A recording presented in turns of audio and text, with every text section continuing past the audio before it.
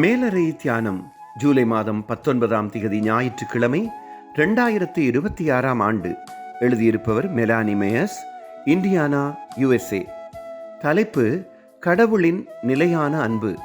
வாசிக்க வேண்டிய வேத பகுதி 118ஆம் சங்கீதம் 1ஆம் வசனம் தொடங்கி 5ஆம் வசனம் வரை.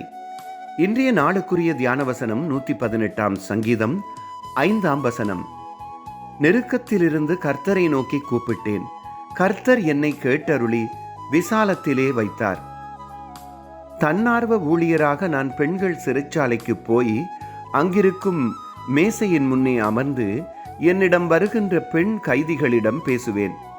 சிலர் தங்களுக்காக ஜெபிக்கும்படி கேட்பதை எனது சபை மக்களுடன் பகிர்ந்து கொள்வேன். அவர்களும் ஜெபிப்பார்கள். சிலர் நம்பிக்கை இழப்பு, சிலர் தாம் செய்ததை நினைத்து மனஸ்தாபம், சிலர் விடுதலை பெற்ற பின் தாம் செய்ய விரும்புவது போன்றவற்றை பற்றி பேசுவார்கள்.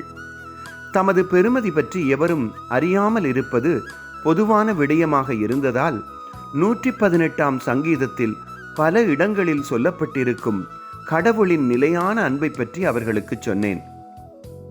ஒருமுறை எனக்கு முன் அமர்ந்திருந்த ஒரு பெண் எனது கைகளை பிடித்து தனக்காக ஜெபிக்கும்படி கேட்டார். எனக்கு அது புதிய அனுபவமாக இருந்ததால் என்ன சொல்லி ஜெபிப்பது என்று சிந்தித்தேன். கடவுளின் நிலையான அன்பு நினைவுக்கு வர எனது மனம் சமாதானம் அடைந்து அதை பற்றி சொல்லி ஜெபிக்க என்னை அறியாமலே வார்த்தைகள் வந்தன. நான் ஜெபித்து முடிந்ததும் அந்த பெண் என் கைகளை பிடித்தபடி எனக்காக ஜெபித்தார். ஆமேன் சொன்னதும் இருவரின் கண்களும் கலங்கி இருந்தன. என்ன சொல்ல வேண்டும் என்ற கவலையில் இருந்த என்னை கடவுளின் மாறாத அன்பு விடுவித்தது. ஜெபம்.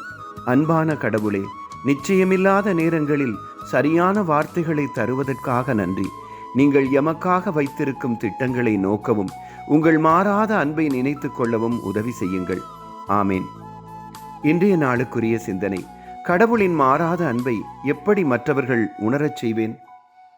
கர்த்தருடைய அன்பும் இரக்கமும் அவர் தரும் சமாதானமும் இந்த நாளில் உங்கள் அனைவரோடும் கூட இருப்பதாக.